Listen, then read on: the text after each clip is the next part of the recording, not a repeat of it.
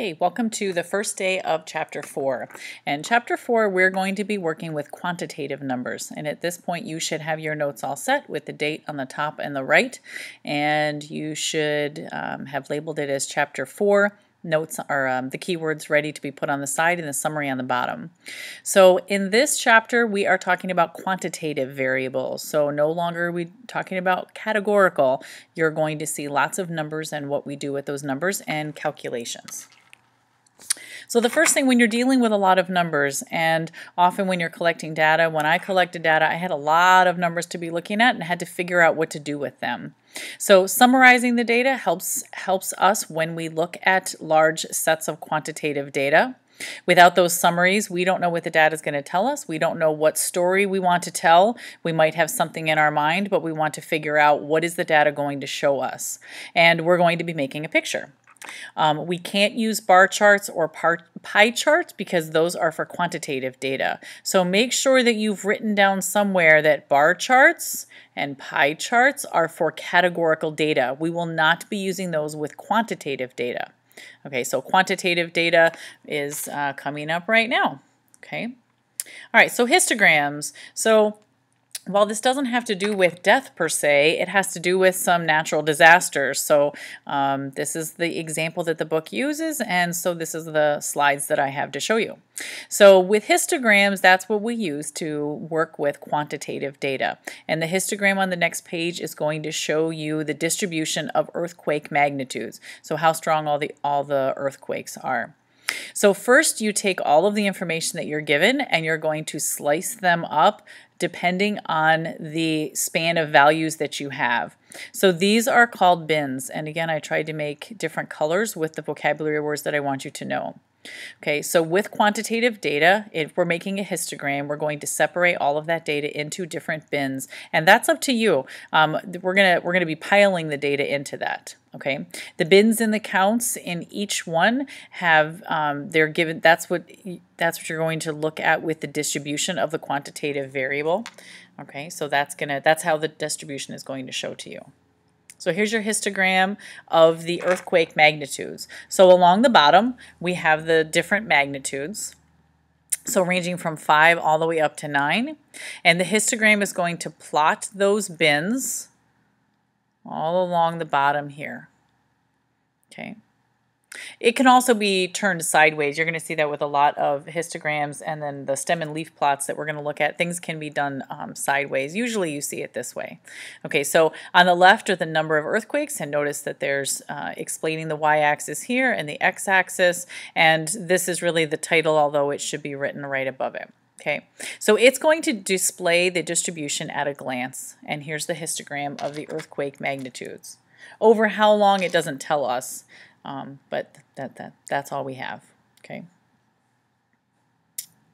Okay, so in the histogram, we're going to display, or sorry, wrong thing I wanted to say, relative frequency histogram. That was the next thing. The relative frequency histogram, again, is going to show the percentage of the earthquakes. So of all the earthquakes that happen, which percentage of them landed in these magnitudes? Because you remember that word relative is going to mean that you're finding a percentage of the whole. Okay, so that's what this graph is going to show you. Okay, the next thing is a stem and leaf. I call it a stem and leaf plot. The book calls it a stem and leaf display. It's the same thing. Okay, so it shows the distribution of a quantitative variable, just like histograms do. Okay, so it's just another way to see it, but it's going to preserve the individual values. And the next slide, we have the difference between the two of them. Okay, so first of all, the question is compare the histogram and the stem and leaf plot. What are for the pulse rates of 24 women, what are the differences between them?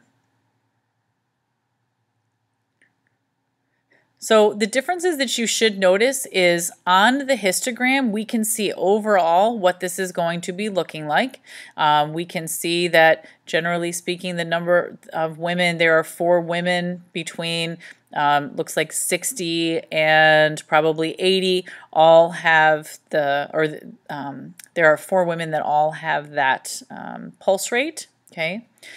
We look at this as a whole. The stem and leaf, on the other hand, shows us the numbers that are actually here. This side of the stem and leaf plot, this is the stem. And this side are the leaves. Okay, the stem is going to be a whole number, or not a whole number, but a digit. And what happens is the leaves are, in this case, the ones unit. So for example, let's say I'm looking at this row right here. It's really the number 60, 64, 64, and 64. So there are 3 women who have a pulse rate of 64 and 1 who has a pulse rate of 60. In the histogram, we can't see that. We don't know because it all kind of blends right in, whereas here we can see exactly what it is. There are 4 women with 68, there are 4 women with 72, 4 women with 76, 4 women with 80, and 2 women with 84. And that is not shown on these bins because the bins group them all together. If you have decimal places, you would probably break this at the ones unit, and then the decimal places would be after it. A stem and leaf plot has to have a key to be able to explain what is the stem and what is the leaf. Okay, so it must have a key to explain. Okay. So now here's going to give you extra information on how to construct it. So cut each data value into leading digits with the stems and the leaves. The stems are going to be your label for the bins. You only have 1 digit for each leaf. Okay, so somehow we're not going to have 0.8573. You're going to have this so that there's only 1 digit on the right-hand side. The other thing to notice is they go in numerical order. So we have a 0 before the 4s. We have all these 0s before these 2 4s. Okay, so what ends up happening when you make the stem and leaf plot is you make a list of what they are, and then you'll put them in here in the correct order. Another type of graph with quantitative data only are dot plots. And a dot plot is a very simple display.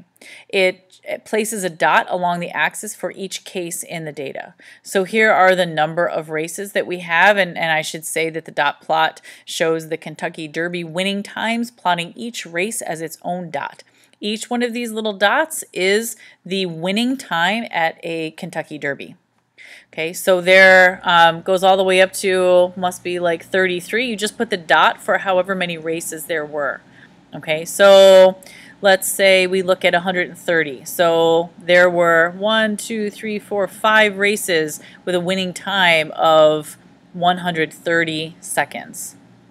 This looks funny to me. Usually you see it displayed vertically. You don't usually see it horizontally this way. I could also put grades down here, and I could plot how many people got each grade if I wanted to do that. Another option.